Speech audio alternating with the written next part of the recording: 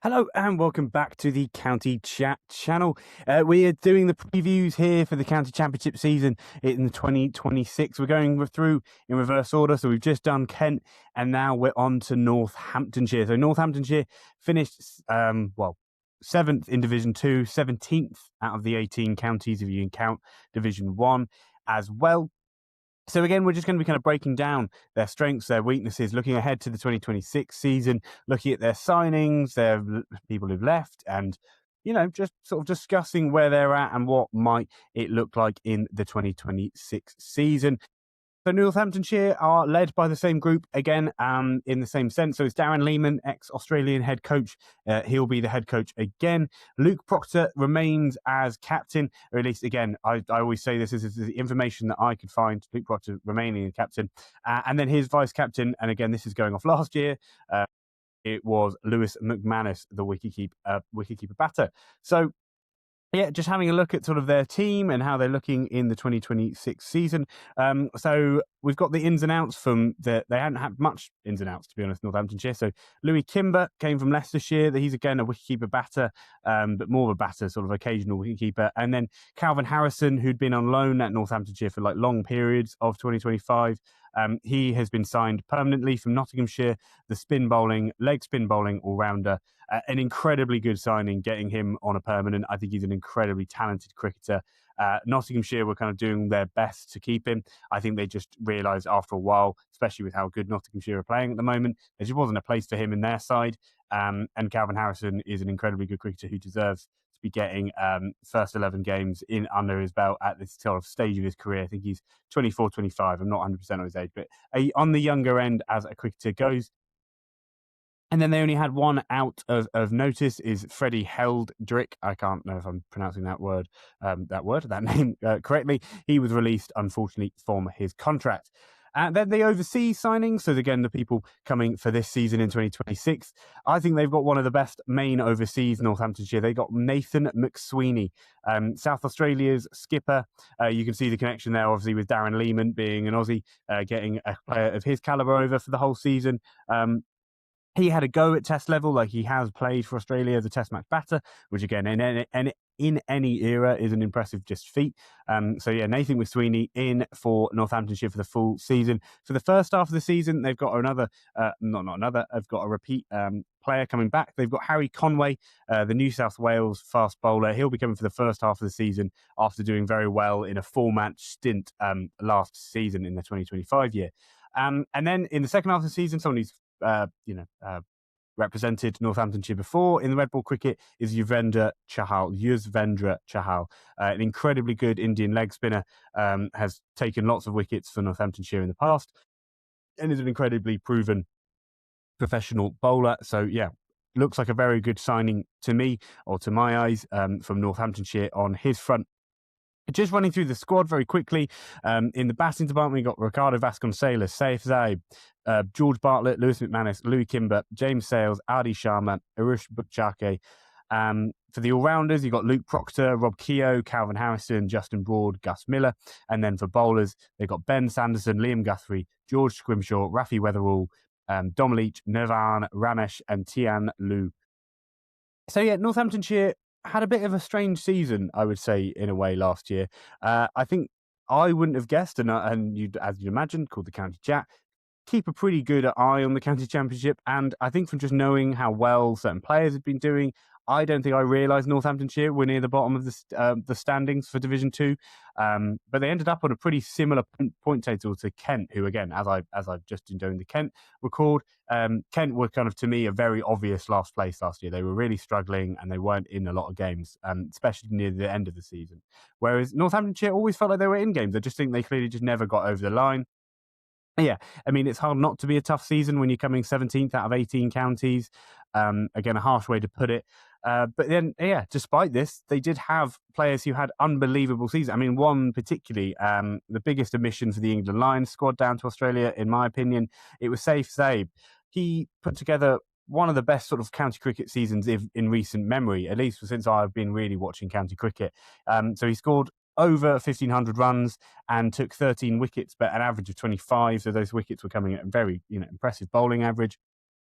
he had like an incredibly good season in a part of this Northants team that really didn't do very well.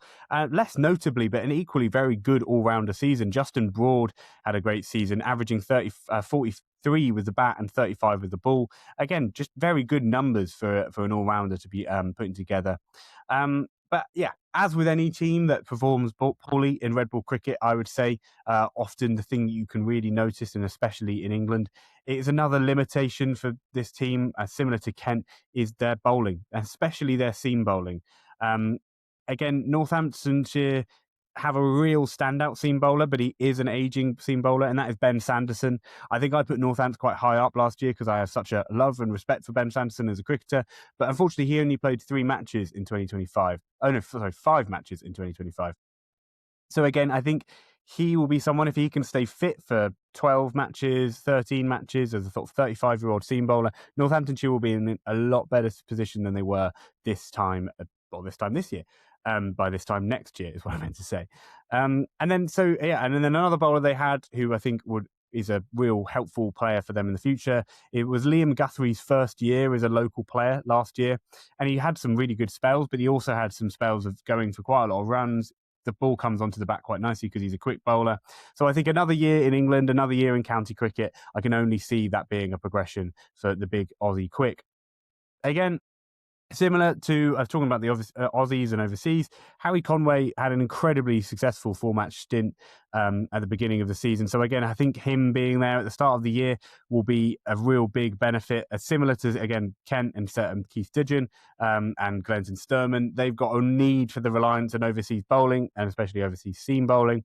I think once he leaves, it will be interesting to see if bowlers like Dom Leach, Rafi Weatherall, Tian Lu, these young fast bowlers, they can fill in that hole, because they do have an incredibly good option coming in another sense, in that Yuzvendra Chahal coming in for the second half of the season.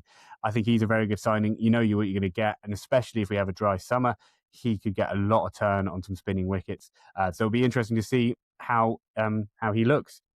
And then, yeah, as I said at the sort of the top of the show, when I mentioned they're overseas, I think Nathan McSweeney is an incredibly good option for them. He's a great signing. For first-class badgers such as myself, I think if you know South Australia and how they've been doing, and they've just won their most recent Sheffield Shield, he's been the captain of that team, but he's been a big part of it just as a sort of general player, if you will. His technique is very, very good, and I have a feeling his technique which will travel well to county cricket, being able to play the ball late, just all the kind of classical first-class red ball batters, but being the top of the order, playing for a whole season, I just see him scoring runs. I'd be surprised if he doesn't. And then, I think generally, again, similar to, and again, I keep saying similar to Kent, I just did the recording for Kent, but I think it's because they're teams near the bottom of the table, there is similarities going on, is that their limitation is that seam bowling. They've got a lot of good young cricketers around their team, but their batting is genuinely very, very good, I would say. People like the signing of Nathan McSweeney only bolsters what was already a strength to me. They have good depth. They had the best batter in the division last year, Saib. So again, if he has even a season, if he had a season which was 66% as good, he'd get 1,000 runs. Is that how numbers work? I may be getting that wrong, but you see what I mean. If he's like a third worse than he was last year, he'll still have an incredibly good season. They've got young cricketers. I think I'm a huge fan of James Sales. I think he'll do very, very well this year. I think he's just one of those players who just similar to under me. Hey, these players who are just ready to break out, and I think they've got the skills, the talent, and all of those things for it. Again, mentioned Calvin Harrison earlier. I think he is a player who's easily good enough with a full season, permanently at the club. He will be able to provide some great returns. Tall leg spinner, very accurate, and his batting really, really impressed me. I didn't realise his batting was of the level it was, and he scored some runs near the back end of last year. There's plenty of other talent that lies within this roster. I've always been a big fan of George Bartlett, ex-Somerset batter. I think, again, he's just got all the intangibles to be a very good cricketer, and I'd say he's kind of coming into his prime as a batter, sort of coming into his late 20s now. So I think it'll be interesting to maybe see how he does and if he gets much chance, because as we'll look at the potential first day lineup, he actually doesn't sneak into it for me at the moment, which shows again the batting strength they have. There's still a bit of a lacking of obvious option for Ricardo Vasconcelos.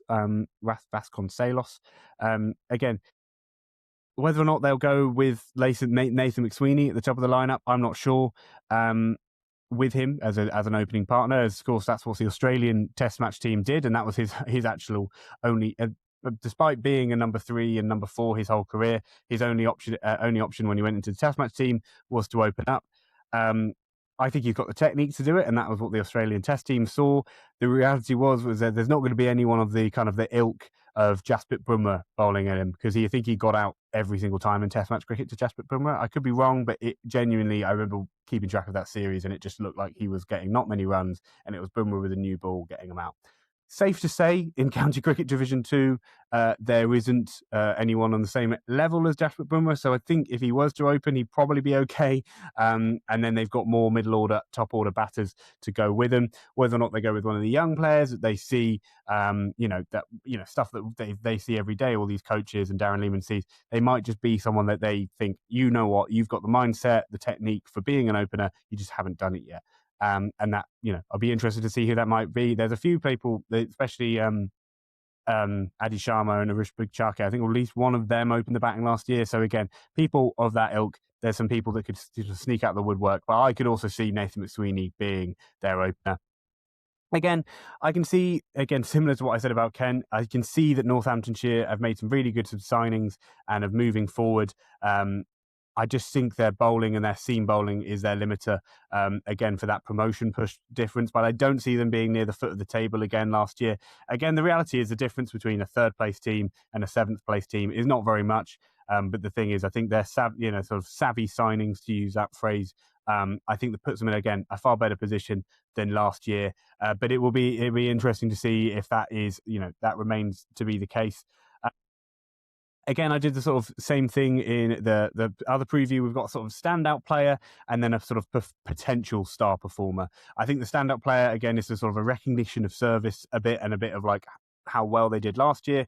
And again, with the logic in mind that your best player from the year before is probably going to be amongst your best players for the year coming. So Saib, I think, is the easiest one I've had to do out of any of these teams. 1,500 runs, few wickets with the ball, and at a low average. Incredibly good cricketer. I can't understand why he didn't go on the England Lions tour, but it's safe to say he was a standout player for 2025, and he'll look to be one of the standout players in 2026. Potential star performer. So again, this is a little bit more of a look to the future idea, and who might do better than they did last year and outperform maybe their expectations. Excuse me. To me, that would be obviously Calvin Harrison. Calvin Harrison had a very, very good year last year, but I think a kind of being settled, knowing you're being at Northamptonshire for a whole season, being in that team, wherever they're going to bat him in that top 6, and being that bowling option. And again, before Chahal arrives, he'll be the main spin bowling option, I would suggest, alongside Zabe. So yeah, I think he'll do very well. That's why I've got him as a potential star performer for the team this summer. I also have done a little honourable mention. I'll try not to do this throughout too much, but just because I'm so high on Nathan McSweeney, I think he will do very, very well for this Northamptonshire team. So I have him as another honourable mention, just because obviously he could be the standout player, but he wasn't here last year, so you can't say that as an overseas, with my own rules that I've given on standout player versus potential star performer. Anyway, we'll have a little look at their stats from last year. I think it's always worth just having a gander, so you kind of know where they've come from in a way. And so here they are. Right, cool. That was a bit smoother than it was in the Kent preview. So if you see here at the top, we've got Saib having that ridiculous season, near enough 1,500 runs. I was rounding up clearly, 14.25, but you get the impression. 600, 750s, an average of 65 in a 14-match season, getting this many runs, batting 5, may I add as well. Like he's not an opener. That is incredibly impressive. I think you can see, no other batter got above 700 runs. So he literally. Oh no, sorry, Luke Proctor literally staring me right in the face, 787. But he did an incredibly good job from where he was. Van der Merwe, I didn't realise he got 100 for them last year. That's a good effort. But yeah, Justin Broad, that season I was talking about, he didn't even play all the matches, but again, 650 runs roughly, average of 43. Luke Proctor, always going to be a great option for Northamptonshire. Great all-rounder. Didn't mention him earlier, but he should have got a good mention. He's their captain and one of their better players, as you can see there. And he is another option for that opening spot that I didn't bring him into that discussion, but he should have been. Calvin Harrison, as you see here, average in the low 30s, 450 runs, scored 100. I think, yeah, far better than I knew he had in his locker. Rob Keogh, again, another just consistent performer for Northamptonshire, 473 runs, so not his best year with the bat, average just shy of 30. Lewis McManus, again, keeper batter and sort of vice captain. Again, pretty good numbers for a keeper batter, but I think he's one of those, provides a lot more intangible qualities. James Sales played every game last year. Again, not a particularly brilliant year, but I think he's got a lot more in the tank. George Bartlett, as I mentioned, again, a good cricketer. I think he is a far better cricketer than his sort of stats over his career suggest. Vasconcelos, again, similarly, has had a very, very good career, but just had a bit of a down year with the bat last year. And then getting onto the bowling, you've got Harry Conway here. So again, his 4 matches were very successful, average of 20, economy under 3, things you want to look for when you're getting an overseas bowler. Rafi Weatherall, I think his bowling is a real strength, and I think he'll probably play a lot more than he did last year. And I think players like him really stepping up and bowling well. James Sales, again, is a batter in my eyes, but he actually started bowling his medium pace more often. Well, not more often, he didn't bowl very often, 17 overs. But if he continue doing it at that rate, I think he'll definitely be getting more overs in 2026. As I said about Save, he bowled quite a lot of overs, didn't take all that many wickets, but again, an average of 25, an economy of 2.5. So when you're batting all-rounder, that is something you want. And Sanderson, as I say, only got to manage those 5 matches, but when he plays, he is quality. Calvin Harrison, again, that leg spinning option, 366 overs, so he was a heavy option for them. 36 wickets, a very good year for him. Justin Broad, that 27 wickets at 35, as I mentioned earlier. Liam Guthrie, so again, an average near 40. He had effectively, over the course of the season, not a great year, but at the end of the day, I think he's far more talented than that 40 average would suggest, and he'll have a good go at it. Yuzvendra Chahal, he did play last year, 3 matches, again, I'm sure on fairly flat wickets. George Scrimshaw, again, I think he'll have a good run in the team this year. So that sort of sums up Northamptonshire sort of just their bowling and their batting, their strengths and weaknesses from last year.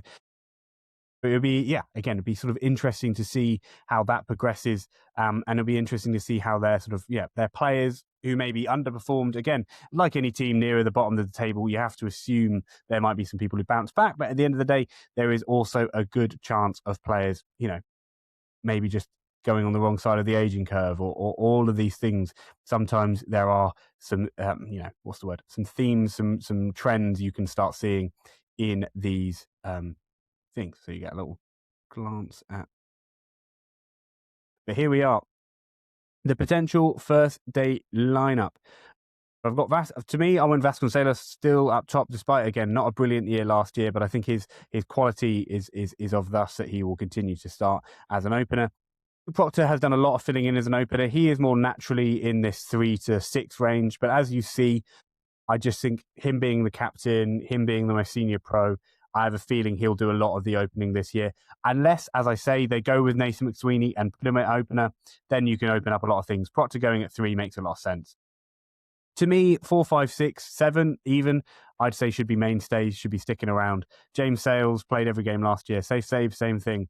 Justin Broad, if he's a fit, he'll be available and playing. Calvin Harrison, again, same thing. There's a lot of batting in here, but also a lot of bowling. Leg spinning all-rounder, seam bowling all-rounder, left arm orthodox all-rounder, and then James Sales, his medium pace, sneaking in there. So that's why you get Lewis McManus here as the specialist keeper all the way down here. I just don't think his batting is on the same level as Calvin Harrison, Justin Broad, or Save, or James Sales, obviously. So that's why he's all the way down there. A bit more of an old-fashioned wicketkeeper, that kind of mid-20s average, buzzers around the team, vice-captain. And I never comment on wicketkeepers' ability to keep, because I literally know nothing other than if they catch or drop a catch. It's all I can comment on. But I'm sure he probably fills in a lot of those kind of specific keeper technique things, and he does them very, very well. For the bowling at the start of the year, Liam Guthrie, Conway, Sanderson just seems like a no-brainer. Your spin options being Harrison and Zaib, I feel like is good enough, especially for the start of the year. Even McSweeney actually goes some very good offers. I had never really considered that, but he will be, I'm sure, bowling some overs throughout the summer. But yeah, if you can get Sanderson and Guthrie and Conway working as a trio, I think that works really well. You've got left arm pace, you've got right arm skills, and then right arm, medium but real good skills. Conway's that kind of blend between the two. But I think if those three can bowl in combination with Justin Broad and the spinners you have there, this is looking like a very, very good team all of a sudden. And again, Luke Proctor, easy to forget, especially as he gets older, but he's a first-class bowler with nearly 180 first-class wickets. So I'm sure he'll be able to bowl plenty himself. And again, that's all the more reason why they can stack up this batting and have someone at McManus's quality down at 8, is because you've got bowling from Proctor to Zabe, Broad, Harrison, all the way through. Predicted finish, I've got them finishing one spot above Kent. If you've watched the Kent preview, I've got them 5th, with Kent 6th. Again, I don't see them at the foot of the table again. I think this is a lineup that is more than good enough to really compete. Again, I just think when you start getting to the top of the table, there's some teams who just have more depth. There's a lot of things that have to go right. I think for the reality is for this team and for Kent, there are plenty of things that have to go right. And teams near the bottom that, you need injuries to go your way or lack of injuries to go your way. A bit more, batters to do a bit better than they maybe did last year. But the reality is stats tend to show trends. And if you can't see many high numbers, you're probably struggling. So to me, I think both Northamptonshire and Kent, those two teams really at the foot of the table, very similar points tallies. They've strengthened. I think they look a lot better than they do or did for 2025 going into 2026. But I think it'll be an interesting one to see where they end up and the kind of quality that they can sort of produce from those positions. I think, again, heavy amount needing for someone like Sanderson to stay fit, and their bowlers, their young bowlers, stuff like people like Rafi Weatherall and Dom Leach, to be able to really push on and get to another level. I mean, Weatherall, again, I hadn't really realised in those 2 games how well he'd done. I thought he'd played more and done worse, kind of thing. So someone like him, I'm sure, will get plenty of overs, and deservedly so. So yeah, that is that is it for the Northamptonshire preview. I hope you've enjoyed watching. There'll be more and more coming out. It comes out in sort of reverse order from where they came last season until the promoted relegated side to do the relegated ones first. That's just how I like doing it. So yeah, I hope you've enjoyed. Thank you very much for watching, listening, wherever you might be. Give us a subscribe, a follow if you're new here, and a like is always much appreciated. So thank you very much for watching, and I'll see you very soon.